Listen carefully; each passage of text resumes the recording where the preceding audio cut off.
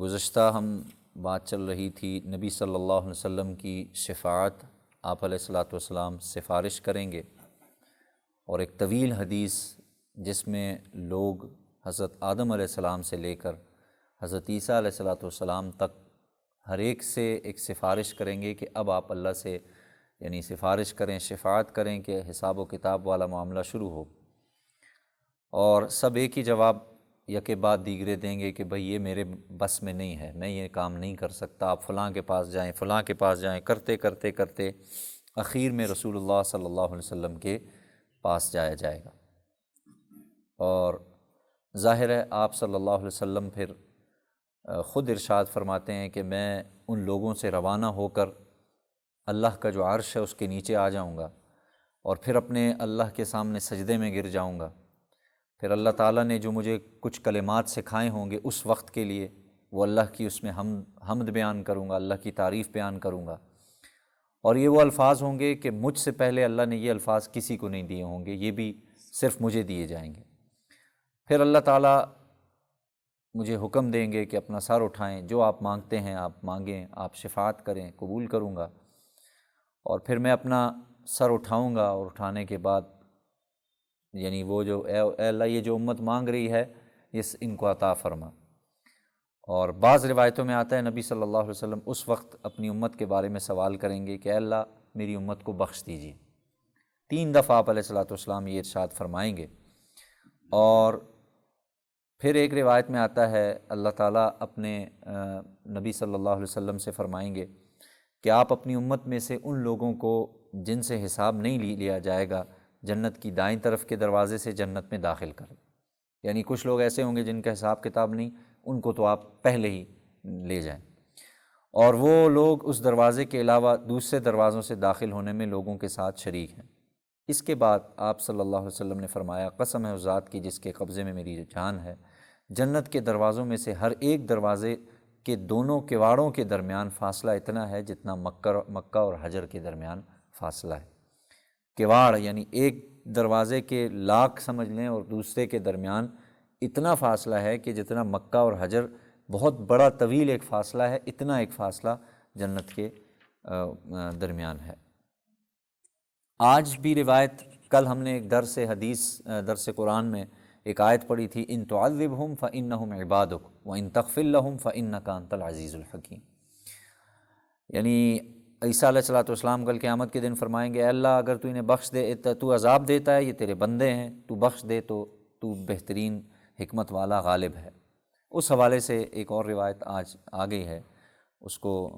دیکھ لیتے ہیں۔ حضرت عبداللہ ابن عمر بن عاص رضی اللہ عنہ فرماتے ہیں ایک دن اللہ کے رسول نے حضرت ابراہیم علیہ السلام کے بارے میں یہ بتانے کے لیے کہ وہ قیامت کے دن اپنی امت کے بارے میں اللہ تعالیٰ سے کیا عرض کریں گے، یہ آیت پڑھی، رب انہن اضللن کثیرا من الناس فمن تبعنی فانہ منی ومن عصانی فانک غفور الرحیم۔ اے اللہ، اے میرے رب، یہ بت بہت سے لوگوں کی گمراہی کا سبب بنے ہیں، پس ان لوگوں میں سے جس نے میری اطاعت کی ہے وہ میرا ہے، لہٰذا وہ میرے ساتھ ہو، اور جس نے میری نافرمانی کی ہے تو آپ نہایت مہربان بڑے رحم کرنے والے ہیں۔ پھر آپ علیہ السلام نے حضرت عیسیٰ کا یہ ارشاد پڑھا جو ان تعذبہم والا، اگر آپ ان کو عذاب دے دیں تو یہ تیرے بندے ہیں، اگر ان کو معاف کر دیں تو بے شک آپ غالب حکمت والے ہیں۔ اس کے بعد آپ علیہ السلام نے اپنے دونوں ہاتھ اٹھائے اور دعا کی کہ اے اللہ میری امت کو بخش دے، میری امت پر رحم فرما، اور دعا کرتے ہوئے آپ علیہ السلام رونے لگے۔ فوراً اللہ تعالیٰ نے حضرت جبرائیل علیہ السلام کو حکم دیا کہ محمد صلی اللہ علیہ وسلم کے پاس جاؤ، اور تمہارا پروردگار خوب جانتا ہے، اللہ کو پتہ ہے کہ وہ کیوں رو رہے ہیں، لیکن پھر بھی آپ جا کے پوچھو کہ آپ کیوں رو رہے ہیں۔ تو یہ حکم سنتے ہی حضرت جبرائیل آپ علیہ السلام کے پاس آئے، آپ سے رونے کا سبب پوچھا، آپ نے ان کو رونے کا سبب بتایا کہ مجھے میری امت کے بارے میں رونا آ رہا ہے کہ میری امت کا کیا ہوگا۔ پھر حضرت جبرائیل علیہ السلام اللہ تعالیٰ کی بارگاہ سے واپس اسی حالت میں آئیں گے، اللہ سے کہیں گے کہ اللہ وہ امت کے لیے رو رہے ہیں، تو پھر آپ علیہ الصلوۃ والسلام فرماتے ہیں کہ اللہ تعالیٰ نے ارشاد فرمایا جاؤ جبرائیل کو کہ محمد کے پاس جاؤ اور کہو کہ جب وقت آئے گا ہم یقیناً آپ کو آپ کی امت کے بارے میں راضی اور خوش کر دیں گے، اور آپ کو ہرگز رنجیدہ غم میں نہیں آنے دیں گے۔ اب یہ الفاظ کا اضافہ یہاں پہ ہے، ایک تفصیل میں ہے کہ جب وقت آئے گا اس وقت ہم یہ معاملہ کریں گے۔ اسی وجہ سے بہت سے محدثین فرماتے ہیں وہ وقت قیامت کا وقت ہوگا، قیامت کے دن کا ہوگا، اس وقت میں اللہ تعالیٰ نبی صلی اللہ علیہ وسلم کو کسی قسم کا کوئی غم یعنی رنجیدہ نہیں ہونے دیں گے۔ اگلی روایت ہے جی اللہ تعالیٰ کا دیدار اور قیامت کے حوالے سے کچھ احوال۔ حضرت ابو سعید خدری رضی اللہ عنہ سے روایت ہے، ایک دن کچھ لوگوں نے کہا اے اللہ کے رسول، کیا قیامت کے دن ہم اپنے رب کو دیکھ سکیں گے؟ اللہ کے رسول نے ارشاد فرمایا ہاں دیکھو گے۔ پھر آپ نے دیدار الہی کے ثبوت کو واضح کرنے کے لیے لوگوں سے سوال کیا، کیا تم لوگ دوپہر کے وقت جب کہ آسمان پر بادل کا کوئی ٹکڑا بھی نہ ہو سورج کو دیکھنے میں کوئی تکلیف ہوتی ہے، تمہیں رکاوٹ ہوتی ہے؟ اور کیا تم لوگ اسے صاف شفاف 14ویں رات کے چاند کو جب تم دیکھتے ہو رات کو اگر بادل نہ ہو تو کیا تمہیں کوئی تکلیف محسوس ہوتی ہے؟ لوگوں نے عرض کیا بالکل نہیں، ہم کھلی آنکھوں سے دیکھ لیتے ہیں۔ آپ نے فرمایا قیامت کے دن تم اللہ تعالیٰ کو دیکھنے میں بھی کوئی رکاوٹ کوئی تکلیف محسوس نہیں کرو گے، مگر جیسی تم ان دونوں یعنی سورج اور چاند میں سے کسی کو دیکھنے میں رکاوٹ اور تکلیف محسوس کرتے ہو، یعنی کسی قسم کی تمہیں کوئی تکلیف نہیں ہوگی، کوئی مسئلہ نہیں ہوگا، ہر شخص دیکھے گا۔ اس کے بعد آپ نے ارشاد فرمایا جب قیامت کا دن ہوگا اور تمام مخلوق میدان حشر میں جمع ہوگی تو ایک اعلان کرنے والا اعلان کرے گا، جو گروہ دنیا میں جس چیز کی عبادت کرتا تھا وہ اسی کے پیچھے آ جائے، یعنی عبادت جس کی جاتی تھی وہ آگے ہوگا، اس کے پیچھے ایک لائن ہوگی۔ چنانچہ جو لوگ اللہ تعالیٰ کے علاوہ اور بتوں کو پوجا کرتے تھے تو وہ سب ان کے پیچھے ہوں گے، اور پھر ایک کے بعد ایک اللہ تعالیٰ سب کو جہنم میں گرائیں گے، یعنی باقاعدہ طور پہ گرایا جائے گا، یہاں تک کہ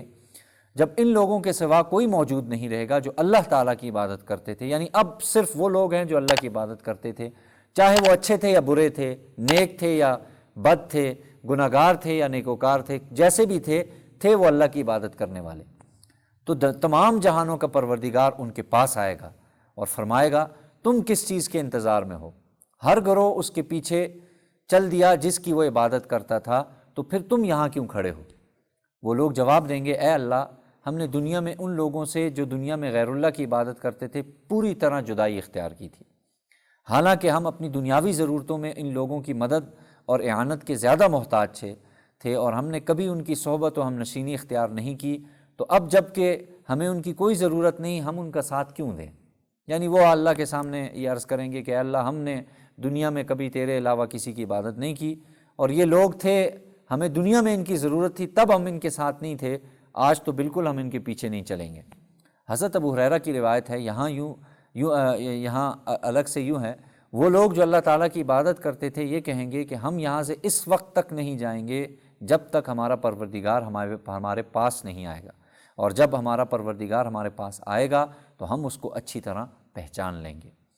حضرت ابو سعید کی روایت کے الفاظ یہ ہیں کہ اللہ تعالیٰ ان سے پوچھے گا کیا تمہارے اور تمہارے رب کے درمیان کوئی نشانی ہے جس کے ذریعے تم اس کو پہچان لو گے؟ وہ کہیں گے ہاں، پھر پنڈلی کھولی جائے گی، یعنی ایک عظیم نور ظاہر ہوگا، اور اس موقع پر اللہ تعالیٰ ہر اس شخص کو سجدہ کی اجازت اور توفیق عطا فرمائے گا جو دنیا میں کسی کو دکھانے، سنانے اور کسی خوف اور لالچ کی وجہ سے نہیں بلکہ خود اپنے نفس کے تقاضے یعنی اخلاص اور عقیدت کے ساتھ اللہ تعالیٰ کو سجدہ کرتا تھا۔ یعنی کل قیامت کے دن سجدے کی اجازت اسے دی جائے گی جو دنیا میں خالص اللہ کی رضا کے لیے سجدہ کرتا تھا، اس کے علاوہ لوگ چاہیں گے کہ ہم سجدے میں گر جائیں، اللہ کی طرف سے اجازت نہیں ہوگی، لہٰذا وہ بالکل سیدھے کھڑے رہیں گے۔ اچھا، اور ہر وہ شخص جو دنیا میں کسی کو کرتا تھا اللہ تعالیٰ اس کی اور ہر وہ شخص جو دنیا میں کسی کو دکھانے کے لیے، سنانے کے لیے اور ریاکاری کے جذبے سے سجدہ کرتا تھا، اللہ تعالیٰ اس کی کمر کو ایک تختہ بنا دے گا۔ میں نے کہا نا وہ چاہے گا کہ میں جھک جاؤں لیکن وہ جھک نہیں سکے گا، یعنی ایک تختہ نما اس کی کمر میں آ جائے گا، اس کی پیٹھ اور کمر کی ہڈیوں کے جوڑ بالکل ختم کر دیے جائیں گے، یعنی اس سے یہ مراد ہے، اور اس کی پوری پیٹھ ایک تختہ بن جائے گی، اور وہ ظاہر جھکنا چاہے گا لیکن وہ نہ جھک سکے گا، چنانچہ وہ سجدے میں جانے کے لیے جھکے گا تو جیسے ہی نیچے ہوگا تو زمین پہ گر جائے گا یا الٹا نیچے گر جائے گا، وہ نیچے نہیں جا سکے گا۔ پھر دوزخ کے اوپر پل صراط رکھا جائے گا اور شفاعت کی اجازت عطا کی جائے گی، چنانچہ تمام انبیاء اپنی اپنی امت کی سلامتی کے لیے دعا کریں گے، یہ دعا کریں گے، اے اللہ ان کو پلصراط سے سلامتی کے ساتھ گزار دے، سلامتی کے ساتھ گزار دے۔ چنانچہ کچھ مسلمان پلک جھپکنے کے مانند اور کچھ مسلمان بجلی کی مانند، کچھ ہوا کے مانند، کچھ پرندے کے مانند، کچھ تیز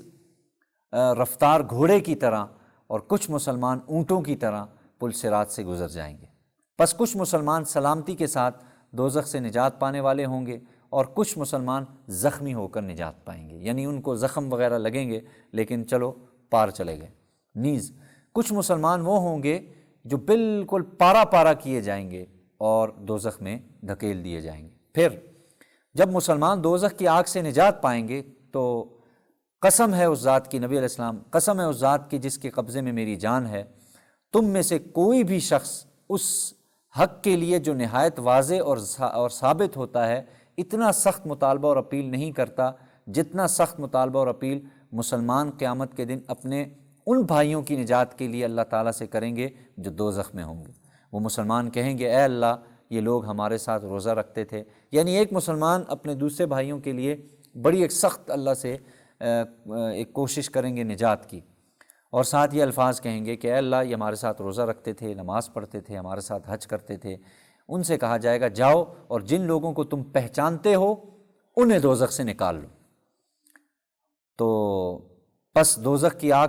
پر ان کی صورتوں کو حرام کر دیا جائے گا، یعنی دوزخ ویسے تو سارے جسم کو جلائے گی نا، لیکن ان کی سفارش کی وجہ سے ان مسلمانوں کی باقی جسم جل رہا ہوگا لیکن چہرہ اسی طرح جیسے دنیا میں نظر آتے تھے ویسا ہوگا، تو یہ لوگ جائیں گے اور بہت سے لوگوں کو جا کے جہنم سے نکال لیں گے۔ پھر کہیں گے، اے اللہ جن لوگوں کو تو نے دوزخ سے نکالنے کا حکم دیا تھا ان میں سے اب دوزخ میں کوئی باقی نہیں رہا۔ اللہ تعالیٰ فرمائے گا اچھا پھر جاؤ اور ہر اس شخص کو دوزخ سے نکال لو جس کے دل میں تم نے دینار کے برابر نیکی پائی۔ دنیا میں یعنی تم نے دیکھا تھا کہ اس نے تھوڑی بہت نیکی کی تھی، 1 دینار کے برابر، اس کو جاؤ۔ پھر مسلمان جائیں گے اور بہت سے لوگوں کو دوزخ سے نکال لائیں گے۔ اس کے بعد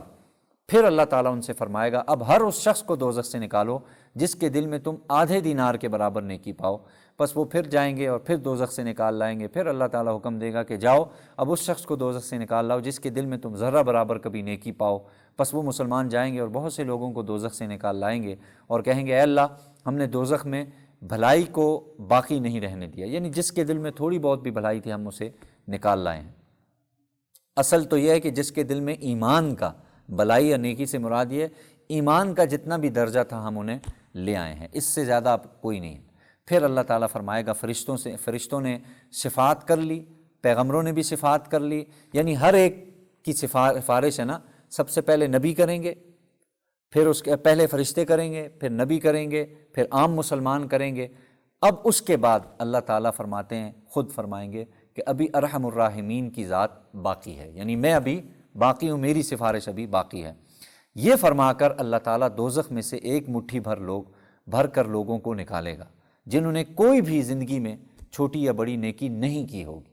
کوئی نیکی نہیں کی ہے لیکن اللہ تعالیٰ انہیں نکالے گا۔ یہ لوگ دوزخ میں رہنے کی وجہ سے کوئلہ بن چکے ہوں گے، پھر اللہ تعالیٰ ان کو اس نہر میں ڈالے گا جو جنت کے دروازوں کے سامنے ہے، اور اس نہر کا نام ہے نہر حیات، یعنی جو کوئلہ بنے لوگ ہوں گے ان کو پھر اس نہر میں ڈالا جائے گا۔ پھر یہ لوگ اس نہر سے اس طرح تر و تازہ نکلیں گے جیسے ایک دانہ سیلاب کے کوڑے کچرے میں اگتا ہے، یعنی جس طرح ظاہر ہے سیلاب سے مراد یہ ہے کہ